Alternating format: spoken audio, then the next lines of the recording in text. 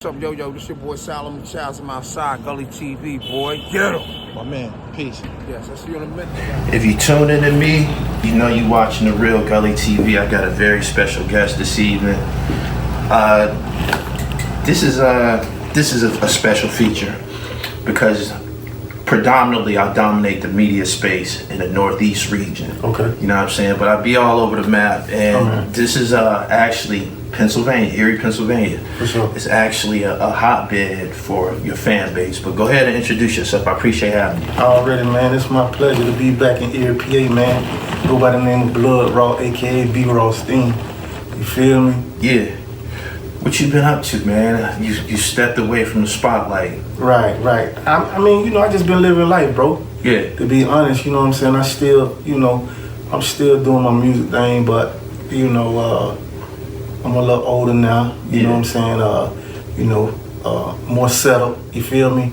I got my Raw Renovations company where I develop houses, I build houses, renovate houses. You feel me? So, I'm doing a couple of different things. Just kind of stepped away from the music because the realness in it. You know what I'm saying? The realness had me in a bad space for a minute. Yeah. And I just realized, it took my fans from the inboxes, to the text messages, because my number been on CDs for years. Yeah. So a lot of people, still have my phone number.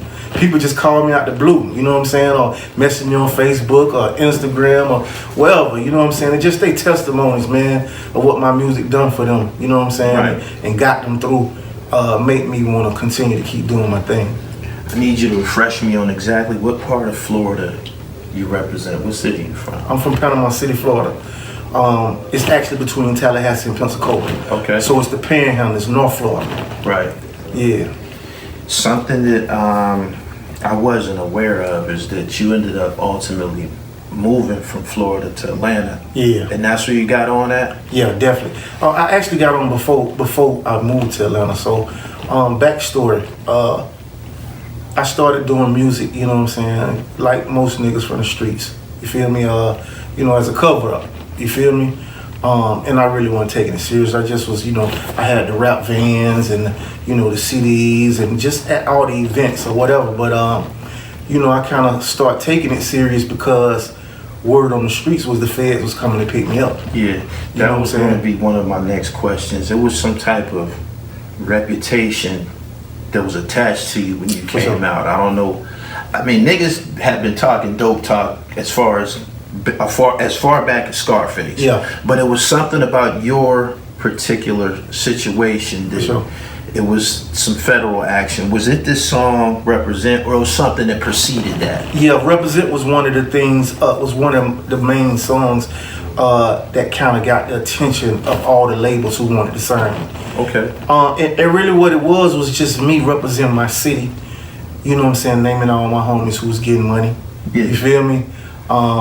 Some cats was up under me, and some cats was my partners, and I just named everybody from the city that was doing their thing. So for me, it was showing people love, showing my niggas love, like letting people know we from Panama City, we got something to say. Yeah. You know what I'm saying? And it kind of it was a gift and a curse at the end of the day. So you basically wrote a Florida version of Ghetto Quran. 50 Cent did a similar song. Okay, yeah.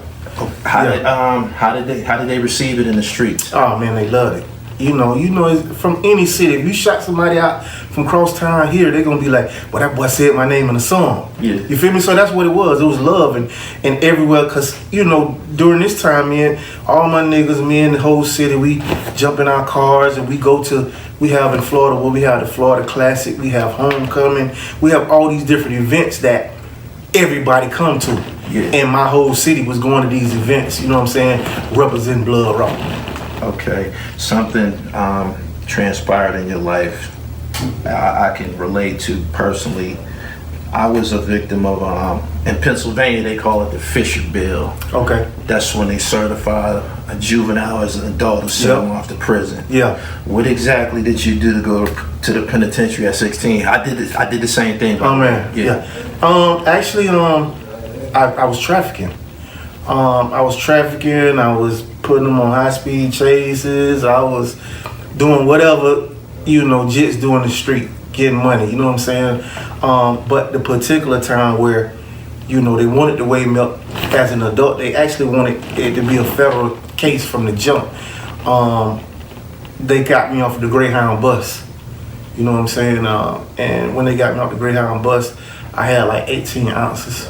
Half a joint? Yeah. Yeah. And at 16? Yeah. And they was trying to make me tell them, you know what I'm saying, whose own it was. Yeah. And what I really was, I was extremely sarcastic. You feel me? I'd be like, you know, I put my money in the dirt, I come back and it's in the dirt, you know what I'm saying, or whatever. They beat me with phone books, you know what I'm saying? Like, they put the phone book on you and they punch you, they beat you, like, you feel me? So it's like that particular time frame of my life kind of like followed me all the way up until my real federal case. Okay. So they've been wanting me a long time. Yeah. I just, by the grace of God, escaped a lot of different times. You feel me? Got it. What it was like going to the prison system at 16 in Florida? My first time going to prison, to be honest, was a joke. Because we had what you call CRD. What's that? Controlled release. Okay. Or conditional release. Like, you feel me? So they give out game time. They was giving out game time. They was giving out like 300 to 500 days every week. So if you had a 5-year sentence, you was coming home in 6-7 months. Oh, so that's good time. That's good time. Yeah. You know what I'm saying? So my first time, I probably did like 10 months. But it was a legal guideline since I had 5 years with 10 years probation. Yeah. You know what I'm saying? So when I went to prison, I went to a youth offender program, which is 25 and under. Of course, you go through the adult prison, which is the reception center when you first go. Classification. Yeah, classification. You got to go through all that. You know what I'm saying? Yeah. But you know, my first time going to prison, it was a joke, and it wasn't nothing but some jits. But it's wilder than the real prison. Don't get it twisted. Motherfucking right. You feel me? Y'all motherfuckers be getting it in. Yeah, it's always riots. It's always riots. Right. Yeah. So what was Panama? You said Panama City. Yep. What was Panama City's position amongst other places like Miami, Orlando, Tampa, etc.? Was there like a geographical situation where y'all would have problems with them cats from them other cities? No, but we, you know, my city was always, because it's a smaller town, we always been considered as country niggas. You know what I'm saying? It's no difference than, you know, what Detroit feel like the surrounding cities, or Chicago feel like the surrounding cities. It's, you know, Panama City, them country niggas, like, you feel me? But my whole family from Miami, so I always been ahead of the game. Like, I used to go to Miami every summer. I used to go to California for the summer, you feel me? So I always been ahead of the game. So I never was categorized as a country nigga, you feel me? Right. But I was from one of those cities where, you know, that's what it was considered as. It's my understanding that you went to this notorious institution. Before I heard you speak about this on another platform, I had heard an older guy from Florida on one of these prison channels that's on YouTube speak about this glass jar. Oh yeah. With the gold teeth. Oh yeah, that was for real? Oh yeah, definitely. That's what prison was that? Lake Butler. And they showed that shit to you? Oh yeah, of course. They got it sitting in there. They got to sit in there, and it's intimidation as soon as you come in. As soon as you get off the bus, you come in a line. Yeah. And they look for niggas with gold teeth. That's who they targeted. Yeah. Anybody who got gold teeth, they targeted, and they basically letting you know, like nigga, we'll kick them shits out your mouth. Tell me what type of status symbol the gold teeth represents to guys, to hustlers in Florida. For sure. The whole world rocking them now, but it's it's a little different now. But when I came up, we called them trophies. Okay. You know what I'm saying? You basically had to earn them. Like, if you had gold in your mouth during my era, you know you was getting some money. Like, just regular niggas wasn't getting gold teeth. Like, you know what I'm saying? And even with mine, like, you know, I had 16 diamonds. You know what I'm saying? So that was just you know, it represented something that's totally different now. Yeah. But it definitely was one of them things then that everybody was like, boy, that nigga, they'll get it. Right. Who inspired you to do this hip hop shit? Was it anybody in Florida that you was checking for coming up?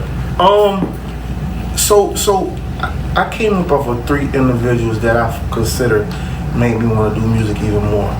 You know what I'm saying? And I'm gonna go in order.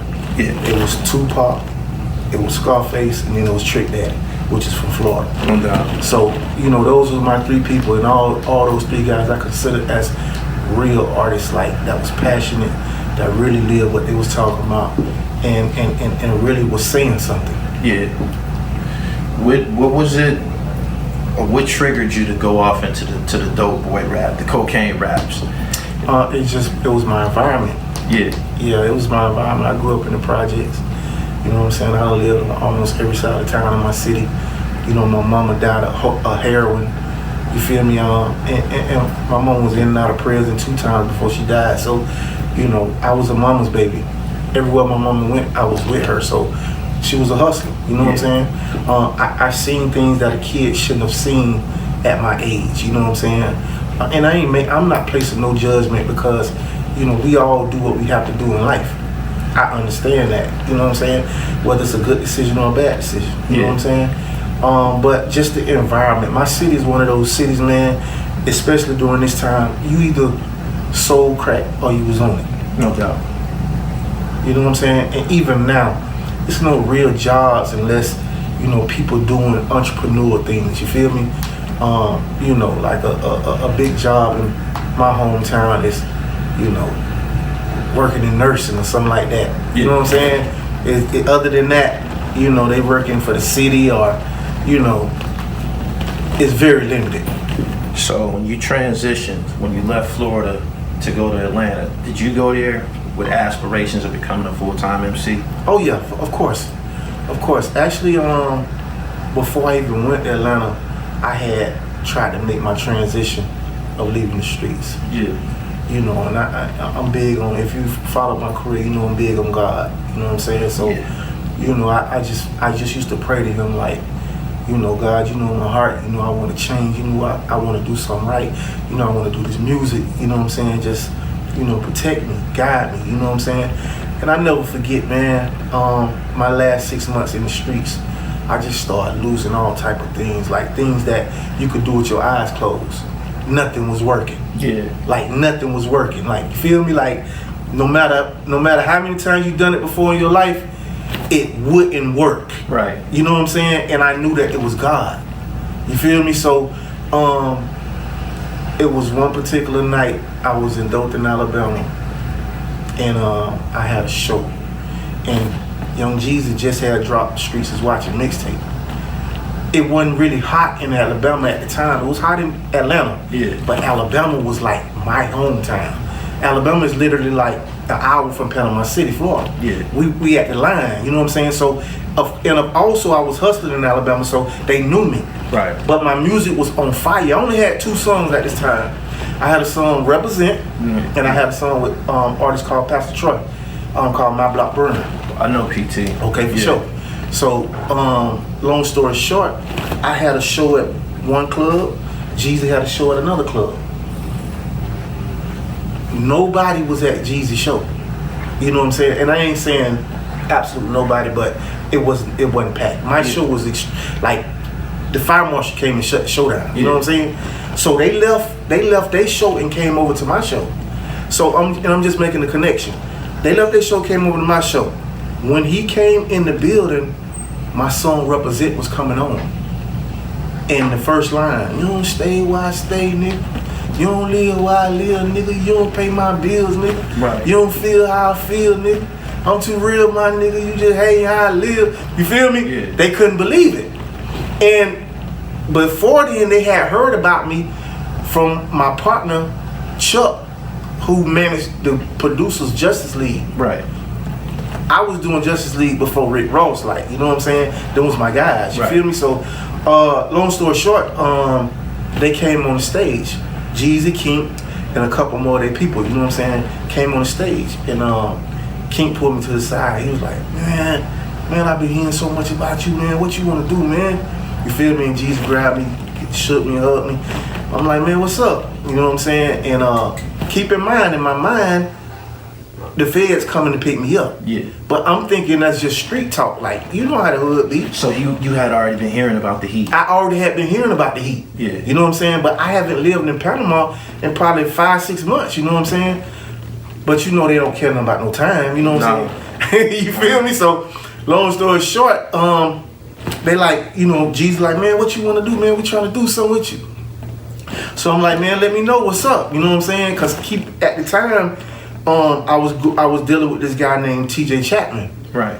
He had the record pools in Florida, TJ DJs, all that. You know what I'm saying? So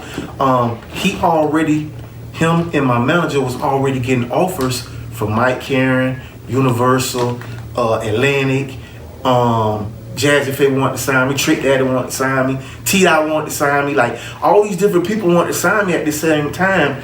But in my mind, I'm saying like, you know, I'm not even really like for real with music at the time. Right. I just want to do something to try to think in my mind like I'm finna trick the police.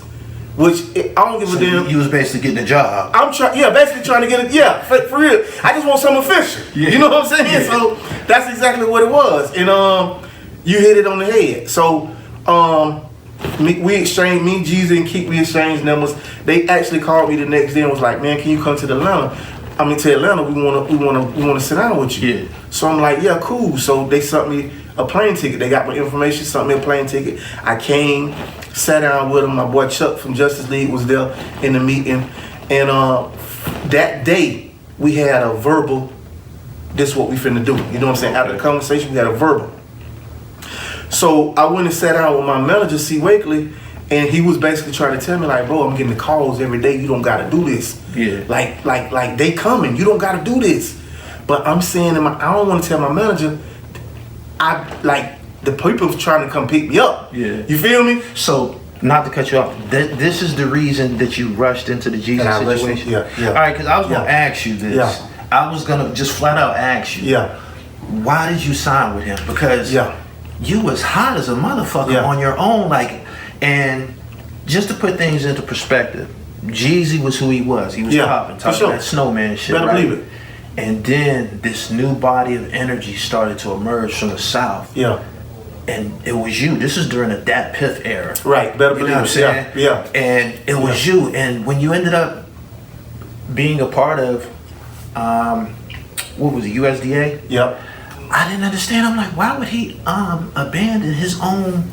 You was popping. You had almost developed your own buzz to the point that you were an equal of him. For sure. And I didn't understand why you wanted, you know what I'm saying, partnered and became a part of a collective or a clique. I didn't understand. So the heat was on you. The heat was on me. And I also felt like he understand me because he come from where I come from. We had an eye-to-eye conversation. Right. That he would do everything in his power to make sure I get in the door the right way, you know what I'm saying? And that meant everything to me. That was all I needed. Yeah. You know what I'm saying? You familiar with the 40 laws of power? Of course. And the law of never outshining the master? Of course, yeah. That's what happened with y'all. For sure. I did my research before you came here. Yeah. You was talking that dope boy shit, man. Yeah. You was talking that shit. And he might have, obviously, I just feel he became insecure and threatened, and that's why some things started to transpire. I'm getting ahead of myself just a little bit. I need to know exactly what year this was that you got down with him. 2005. It's 2005. I started Gully TV down there in 2005. So you was down there and you was running with him during the BMF shit? Yeah, of course. You was around that whole thing? Of course. What was that like? I mean, it was surreal. It was just like what you see in the movie with the mafia. Yeah. For real. You know what I'm saying? It was just a lot of brothers. How I looked at it. A lot of brothers.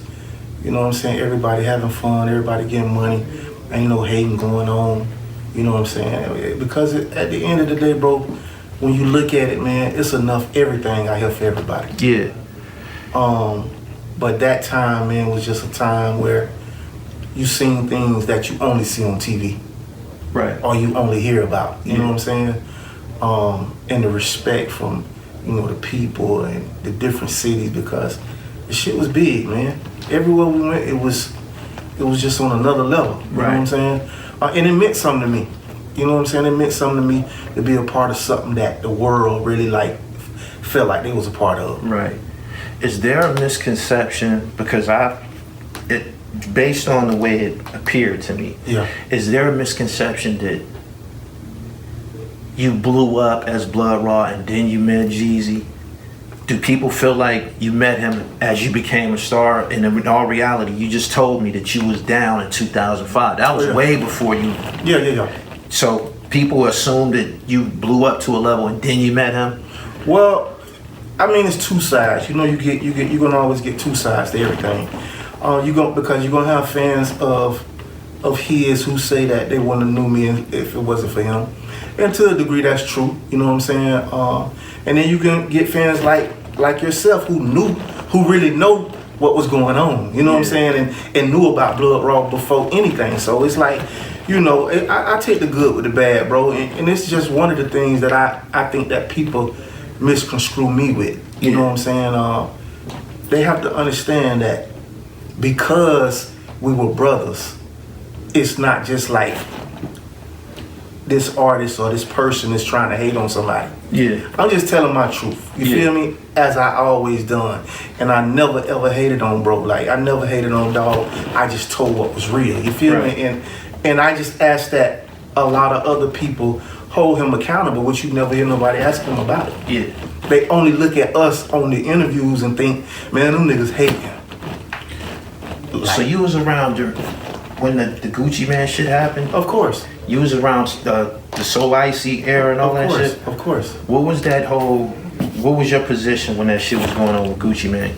I mean, it was my family. This my brothers, you know what I'm saying? But at this time... Did it change the way all of y'all had to move in the streets? Well, we always moved like that. We always moved, you know what I'm saying, as a family, as a unit, militant, you know what I'm saying? You know, we had a saying, you violate, we demonstrate.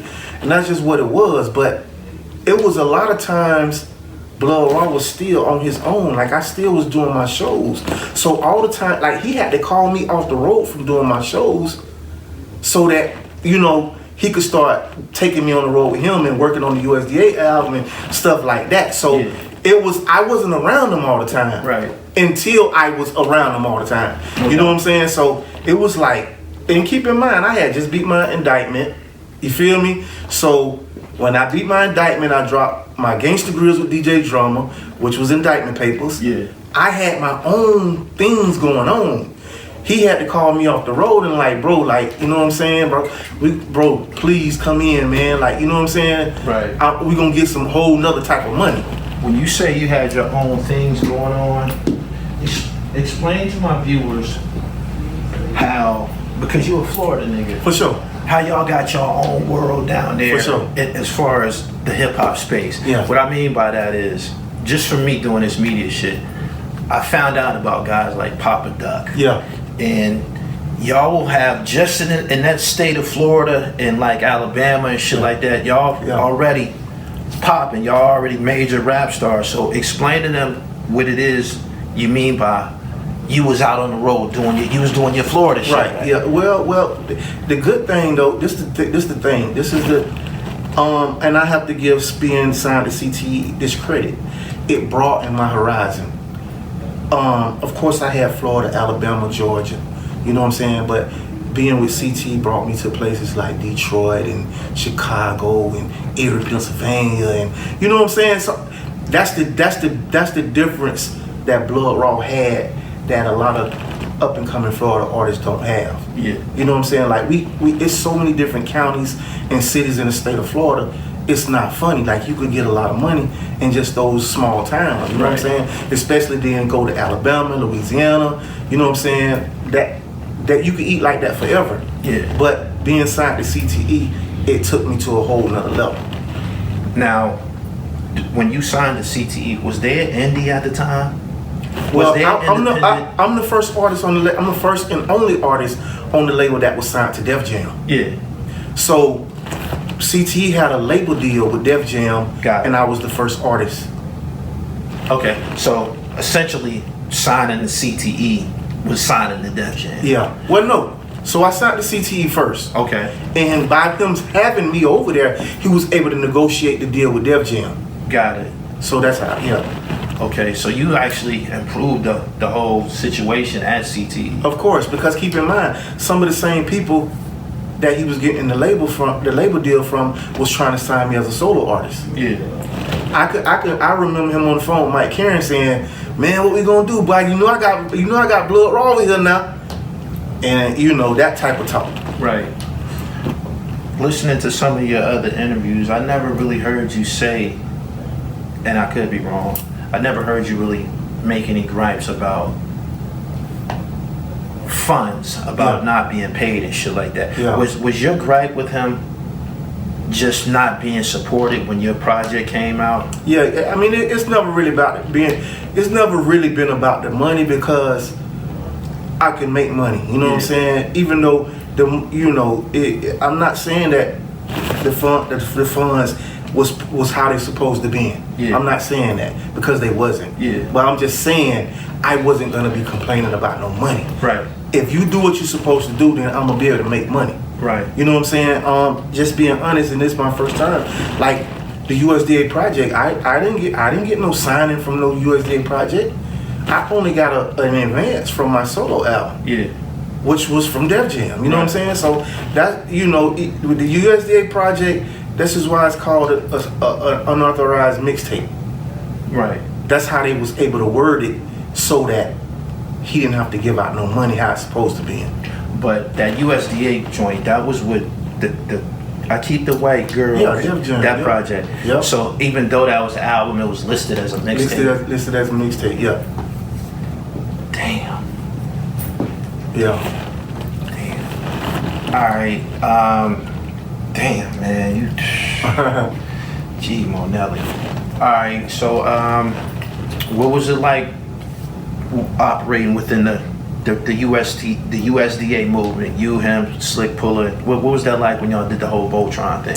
It was amazing. You know what I'm saying? And at this time, we was all living together. We had a place called the Thugz Mansion. And it was just some brothers, man, having fun, man, doing what we love, people who come from the streets for real, who in a position to change lives for their family, for their kids, right, and the people around them, you know what I'm saying? And that's just really what it's supposed to been set up as, it's supposed to be. And I honestly feel like the intentions were great in the beginning, but along the lines, somebody, went off the road, kind of. Yeah. So, again, the good for me always outweighed the bad, because the experience alone of some dudes, some official dudes from the streets, showing the world that you can do this. I have a question for you, because this is something that I looked up prior to getting on here with you. Is there some truth to y'all was in a touring situation, and it was, I believe, y'all was gonna get like $60,000 per city? Mm-hmm. Are you familiar with what I'm talking about? Oh yeah, of course. All right, y'all was gonna get $60,000 per city. He was gonna get 30, and you and Slick Puller would split 15 and 15. Was there some truth to that? Oh yeah, of course. Absolutely true. Okay. All right. Is there some truth to the fact that at some point he started to tell the promoters he didn't want y'all on the tour? Well, he didn't tell the promoter, he told Kink. Yeah. Kink, which was his business partner. Right. So this is how it went. We dropped the USDA album. I personally had a tour for me and Slick, because that's who really USDA. He was presenting USDA. You know what I'm saying? Of course, he's a part of it, but he was trying to present us to the world. Right. So I took it upon myself, because I had promoters who really, Coach Wilson was my particular promoter, who had a tour that he was gonna set up for me and Slick Puller, just us. Yeah. He was like, nah, man, y'all don't need to do that, man. I'm gonna take y'all on the road with me. We're gonna get some real money. Yeah. And that's just really how it was. So they was setting up the tour. They got the tour set up, everything. So we did one show in Tennessee. I think it was Nashville, Tennessee. Nashville or either Chattanooga. I think it was Chattanooga. It was Chattanooga. We did the show. Show was crazy. It's actually on YouTube. The show was crazy. After the show, we come back. So me, I've always been the most vocal person. You know what I'm saying? And I pay attention. I'm like, I had my motion before I can, so I'm not used to waiting on nobody. You know what I'm saying? And for the most part, it's like I just was like trying to play my role at this time. But certain things I just didn't feel was right. You know what I'm saying? Right. So we had the tour, and the following weekend we don't get no call. They like, so I called King. I'm like, what's good? You know what I'm saying? And at this time, they giving us a different story. Like, nobody knew that he said, don't put them niggas on my shows no more until after the fact. I'm the one who found that out first. Right. You know what I'm saying? And so at this time, and shout out to my partner Carbon 15, Carbon 15. He's one of the few who spoke on this. You know what I'm saying? Of course, Clem spoke on it a little bit, but Carbon just spoke on it recently. Right. Saying, you know, don't book my shows with them niggas no more. Like, that's what he told King. Right. But keep in mind, I'm the first person who was like, nah, bro, I ain't going for none of that. Like, you know what I'm saying? Like, bro, y'all could do that or whatever. Everybody was mad at me. Yeah. Like, everybody was mad at me. Keep in mind, I'm the only person from Florida, so, you know what I'm saying? Yeah. I'm already being looked at crazy. They going back telling him different things, you know what I'm saying, or whatever. And it's just what it is, you feel me? But I'm saying to myself, bro, I ain't waiting around for this. So I called my guy, C. Wakely. I called him. I'm like, bro, let's book my shows again. Like, start taking dates or whatever. Yeah. And I left Georgia and went back to Florida. Right. So everybody thinking I'm tripping. They like, man, Raw tripping, man, this and that. It went to an extent of, man, we don't need Raw. Like, you know what I'm saying? It is what it is. Yeah. You feel me? So from that point to me leaving is when they called me back. And I'll never forget, Ebo, Erica Bowen, called me and she was like, can you come in? We got the budget for your album. You know what I'm saying? So I'm like, I'm in Tampa. She was like, well, I'm gonna fax it to you and, you know, you send it back or whatever. And I sent it back. I came back, you know, and I got ready for my album, and it just went from there. So what you basically saying is, you and Slick had already had y'all some motion going. Oh yeah, And definitely. he told y'all to chill. Yeah. I got y'all. Yeah, I'm gonna get y'all some real money. Pulled y'all in a situation and fucked y'all. I mean, if that's what you want to call it. I mean, yeah. fuck. You know, goddamn. Let me tell you something, bro. Like, the crazy thing is that, again, like, I ain't dwelling on this situation, bro. Yeah. But I answer questions who ask me questions. Right. You feel me? And the truth only sound like hurt. I mean, sound like hate to people who hate the truth. Right. You know what I'm saying? So I just know how the internet be like, man, this man still man, talking, you know what I'm saying? we gotta hear the truth here. Yeah, for real. So I'm just saying from a perspective of just like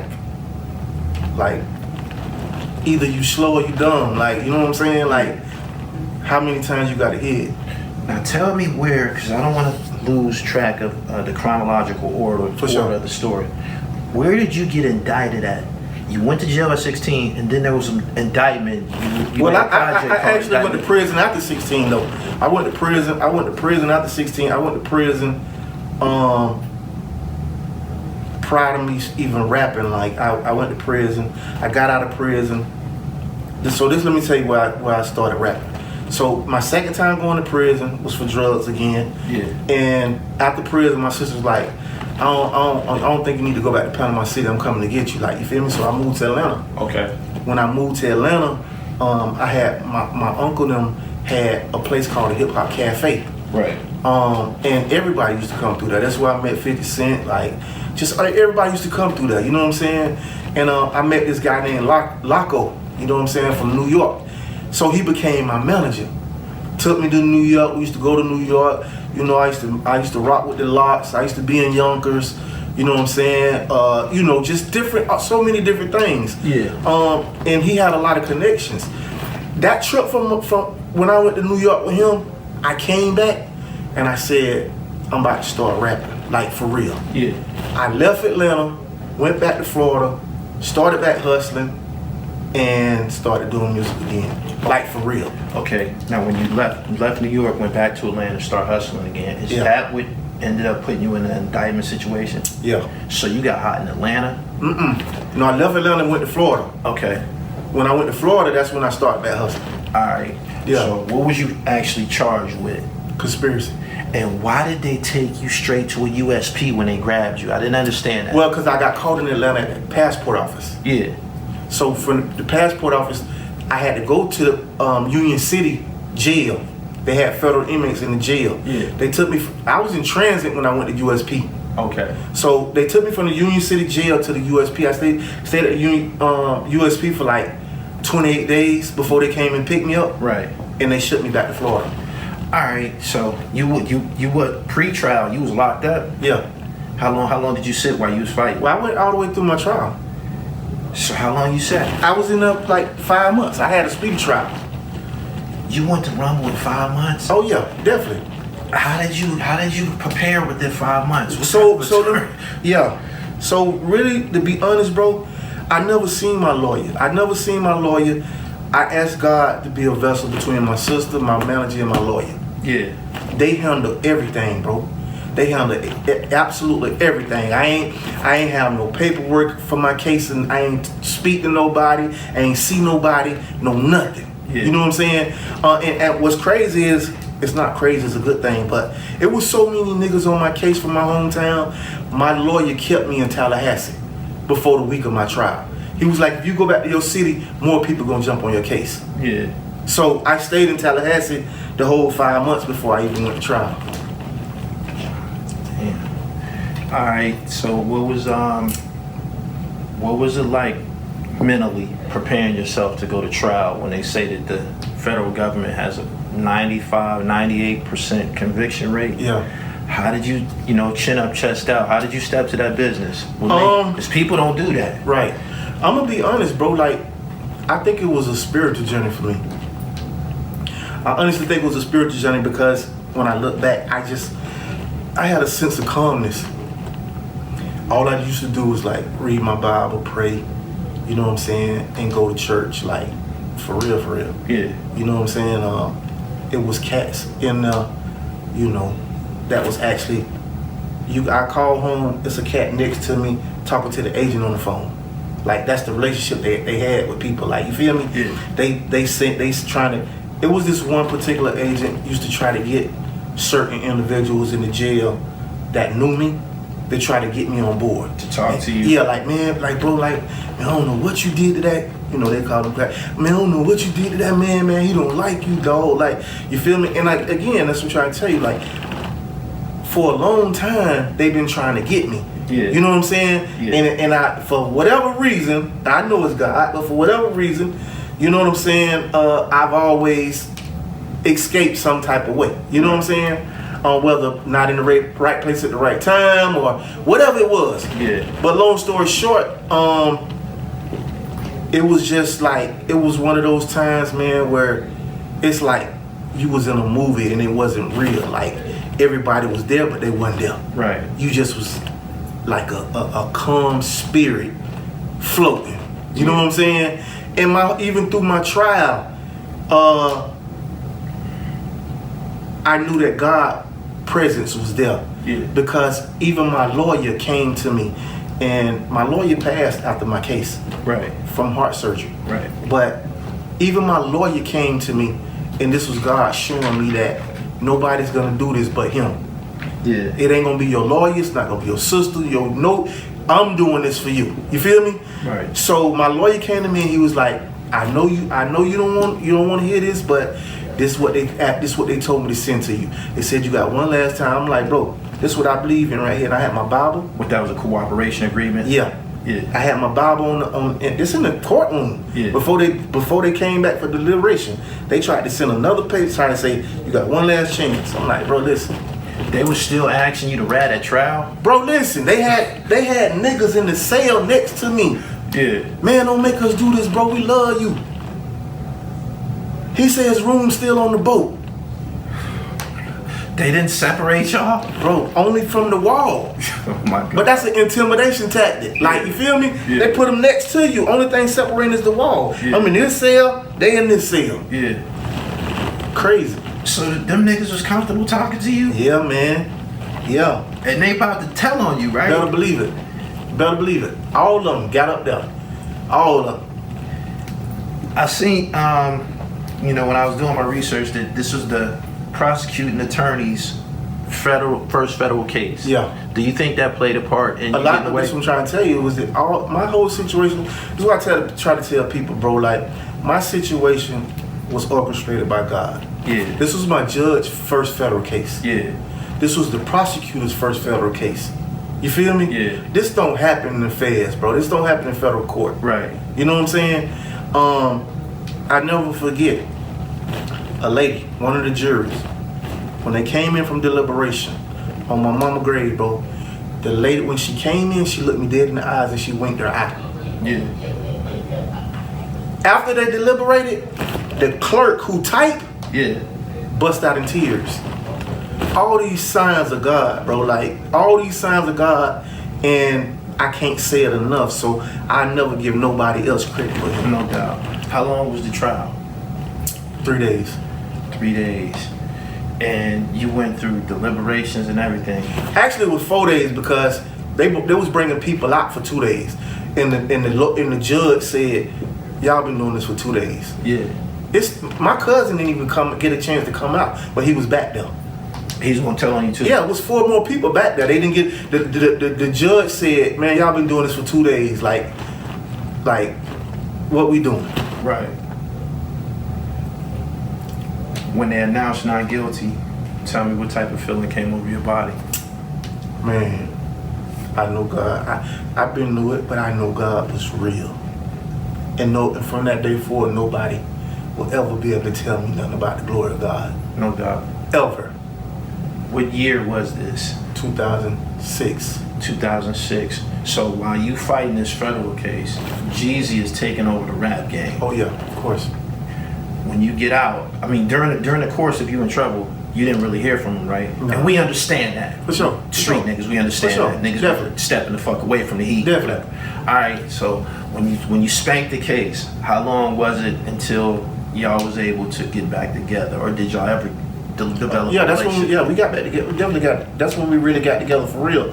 But after my trial, he called, and we was all headed somewhere. Me, my lawyer, my manager, everybody. He called my manager phone. He was like, "Hey man," he was like, "Bro, like, man, I'm finna get you a ticket, man. Come out." This Floyd fought the day that the weekend of my trial.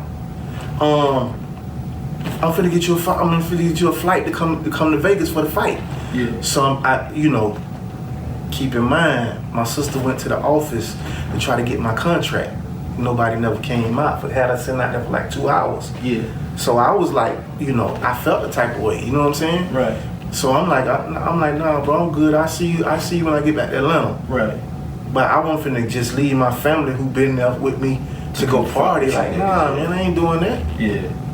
When did the sucker shit become overwhelming? I don't want to go like into it because I listened to you speak about it on another platform, but there was a project that you had come out, and during a period where you were supposed to be supported, all of a sudden they didn't get a clean version of your record to the radio, your music wasn't in the retailers. Just touch on that briefly. What all happened? What was the name of this project? That was my album. My Life's True Testimony. Your solo project? Yeah, my solo album, yeah. Alright. Tell me everything that went wrong. So after the USDA album, we get ready for my solo album. I'm on the road. I'm doing promo tour. And bro, it just was so many different things. Like, if I speak on so many different things, it'll seem like, man, come on, man. Like, you know what I'm saying? But I'm just saying, leading up into my album, the day of my album, I just never forget. My sister called me. She in Best Buy trying to buy my album. My manager called me, which was not my manager no more, because he felt like they weren't treating me right. So he like, I'm just gonna back up, bro. I can't take it. You know what I'm saying? Like, Yeah. And you from the streets, you can relate. Anybody you see your brother or your homeboy, you don't look at them like that. Yeah. No matter what nobody's saying. You don't want to look at You don't want to look at them like that. You ain't thinking like that. Yeah. Because you know what I'm saying? So it's like, I'm still pushing. And me, I always take the good with the bad. So I'm saying to myself, if I could get certain things to happen, I'll be able to take it on my own. So I'm gonna fight through whatever going on. Right. Whether it's uncomfortable or not, I'm gonna fight through it. I'm gonna get through it. You know what I'm saying? So the day of my album dropping, these people calling me. So I instantly call him. And I'm like, bro, man, my sister done been to the store. My C. Wakely been to the store. You know who C. Wakely is. C. Wakely been to the store. They said it's no clean version in the stores. He like, nah, man, you for real? He like, man, let me call King. That's just what he do. He do that. You know what I'm saying? So he like, man, King fucked up, man. He like, King fucked up, man. He like, man, I know you feeling some type of way, man. He like, man, but we gonna get it right. We gonna make it right. You know what I'm saying? I'm like, all right. So I never forget. I'm getting ready to go to detail off of my signing. Right. And the tears, like, it was overwhelming, bro. Like, the tears just start pouring out my eyes. Like, you feel me? Yeah. So I'm saying to myself, like, and I can't tell nobody. That's the thing, because if I tell other people, I don't want them feeling a certain type of way. Right. You know what I'm saying? So it's like, you know, like, it's all good, bro. Like, you're a hustler, nigga. You could do this. Yeah. You feel me? So I'm fighting. I'm going through different things. It is what it is. Like, you know what I'm saying? And I do my signing. I get ready to go to New York. I go to New York, and as I'm walking in the building, now keep in mind, we trying to bring Louis back number 19 on the charts. Yeah. We getting ready to try to get it to number 10 up in the top 10. Right. Soon as I walk in the building, guess what they playing? What was they playing? Put On For My City. So he had a project coming out at the same time as yours? They just dropped. He said that somebody leaked the record. Yeah. So it was just one record? Yeah. Okay. But my sister called me before I went in the building and was like, I can't believe this shit. I'm like, what's wrong? She's like, they just played a Jeezy and Kanye West record on the radio 20 times back to back. Yeah. Beanie Siegel said that Hov was doing that to him. He told me the same thing. He was like, bro, like, man, I know you. He like, man, I felt the same way when J them did that to me. Yeah. You know what I'm saying? And again, I'm looking at it, this is my brother, man. Like, you know what I'm saying? Ain't no way he'll intentionally do this, bro. Right. You know what I'm saying? We always feel there's no way he would do me like this. Right. But a lot of times niggas will do you like that. Yeah. When did I know that it was with me, if something ever was going wrong around me and there's any females present, they be the first ones to say, you know, women don't got no sugarcoat. Right, that's why you can't say nothing. That's why I was in a space of just keeping everything to myself. Yeah. You know what I'm saying? Because I know how people are. I know when people care about a person. Yeah. When a person care about you, bro, they don't care what's going on. They gonna ride. So when did it start to reach your people to when they started to say something? Well, my sister. I said a female. Yeah. My sister, man. Like, and everybody knew how I feel about my sister. So that's the one person that it really like, man, I gotta get away from this shit. Like, before I like, you know what I'm saying? Yeah. Cause I know who I am. Like, you feel me? And at the end of the day, bro, I just.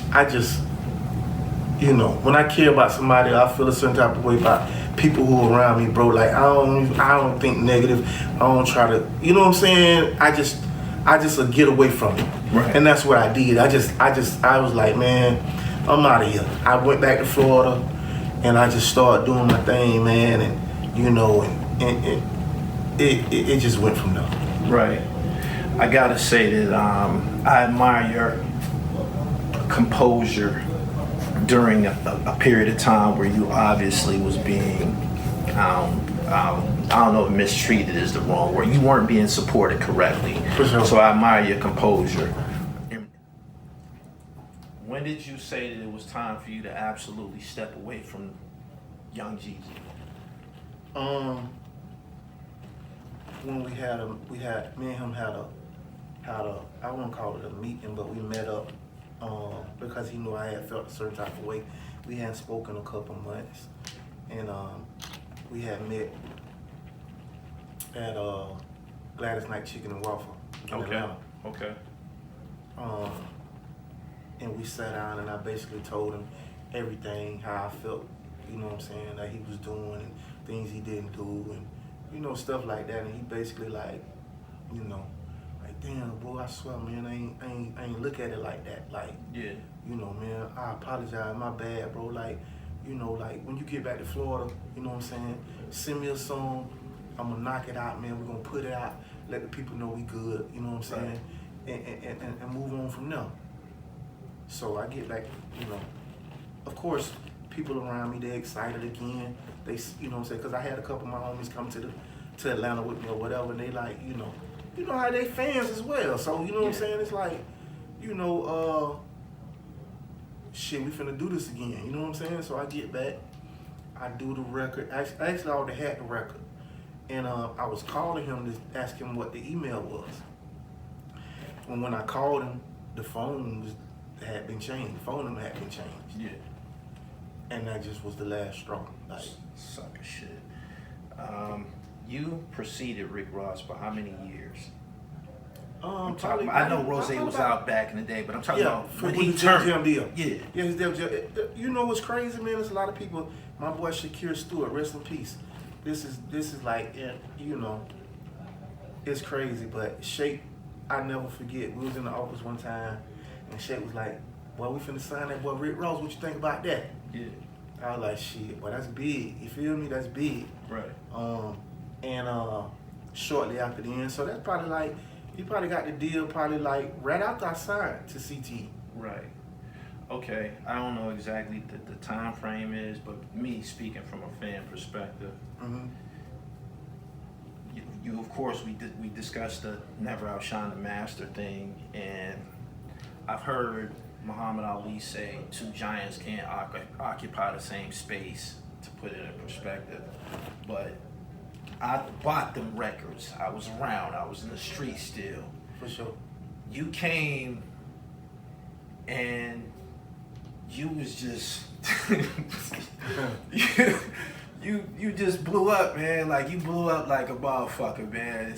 Some niggas just can't take that. They just can't. They can't take that. You just said, Beanie said that Hov was dropping records around when he was having his moment. Jim Jones has said, he said that Cameron did certain shit when he was having his moment and shit. You and Jeezy had similar subject matter, to a T. And although you just told me that you was around him a long time, I didn't know that. But once you started to become a big star and y'all rapping about the same shit, I feel that there was, you drew some insecurity out of him. Insecurity came out of him. It's a shame, but somebody needs to say that's exactly what it was. You was talking that shit. He had his ad-libs. Yeah. You had Hummin'. Yeah. Y'all both did DJ drama projects. There was like just too much shit being added to this fire for him not to show a reaction of some sort. The fact that he didn't support you or help push your project, I think that's crazy, because that would only enhance the USDA brand, right? Of course. It probably could have led y'all to more deals and shit like that, right? Of course. I want to take this time to put the whole Jeezy portion of this interview to rest. I appreciate but it. yeah, I had to say that. Yeah, for sure. That was some sucker shit, but it was the fact that y'all was rapping about the same shit. Right. You know what I'm saying? And Jeezy was like a meteor. During that period of time, 2005, 6, 7, and your shit reached way up here. You was talking that hustler shit. Yeah. So that happened. Whatever. We done with that portion of this interview, and I appreciate you being transparent in that regard. What you doing these days, man? Is you still an MC, man? Of course. Yeah, tell us what you doing now, man. Let's talk about I got a the couple present projects, man, that done came out. That y'all need to, go back and check them out. You know what I'm saying? My one as of recent is called Beat the Odds. Okay. It's crazy, man. It's a super dope album. I got Back in the Trenches that I had dropped that I don't know if you're familiar with. I got the Hush album, which is Hustling Till Something Happen album. I still put the music out, you know what I'm saying?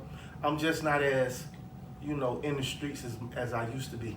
Yeah. You know, I put the music out and I do my thing, but I ain't really like, you know, on the promo tours and all of that. You know what I'm saying? Man, you can't be half-stepping. Right. You right. back, man. You on Gully TV, For sure, man. for I sure. got 180,000 subscribers, Oh, man. People checking for this shit. Straight up. Is you gonna give these people what they want, man? I Of know course. I know you done found other business ventures. For sure. You redeveloping houses and shit like that. And niggas love money. Niggas gonna man. put their emphasis and their energy Yeah. on where the money is. Yeah. But yeah. this But I'm gonna thing forever going- love my fans, man, because, you know, we 20 years later, bro, and they still, you know, fuck with Raw. So I'm gonna forever give them, you know what I'm saying, that good music, man, and, you know, stay consistent. But I just, you know, I kind of overthink it as well. You know what I'm saying? If I drop a project, it's gotta have a theme. It's gotta have subjects.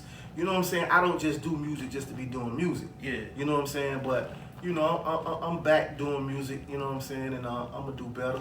You know, as a matter of fact, make sure y'all go to Raw News. That's my YouTube. Raw News, you can catch up on all the music. You know, make sure you subscribe. Follow me on Instagram, Blood Raw 1, the number 1. Yeah. Have you did any collaborations, any records that we might want to focus on? You know, anybody that's relevant now, the new age. You got Icewear, Vezo, and all the Detroit. You spoke about Detroit. Yeah. The hip hop scene has. Yeah. Have you collaborated with any of the new guys? Not really. I ain't really big on, you know, because one thing about it is, I ain't gonna lie to you, like, a lot of these cats be industry, bro, and you know, I'm not an industry nigga, so of course I've been in contact with several, you know what I'm saying? But if it's something where it's too much, like going back and forth, or, you know, I've asked you to do something, or you know, and you don't do what you said you're gonna do, then I just leave it alone. Have you came in contact with that? Of course. That people don't, their energy ain't the same Of course. as it was when you was, let's say, in your prime. Of course. But it ain't no pressure because I ain't tripping, like, you know what I'm saying? Yeah. I just know that, you know, a lot of these cats be industry, Brandon. Yeah. They be industry. I've told many people, man, I done been in the streets all my life. And I've been in this hip hop media shit since 2004. Yeah. Some of the most rotten people I've ever met is in this music business. Better believe it. I'm talking about they way more Way cutthroat worse than than the streets. Was that surprising to you? Oh yeah, of course.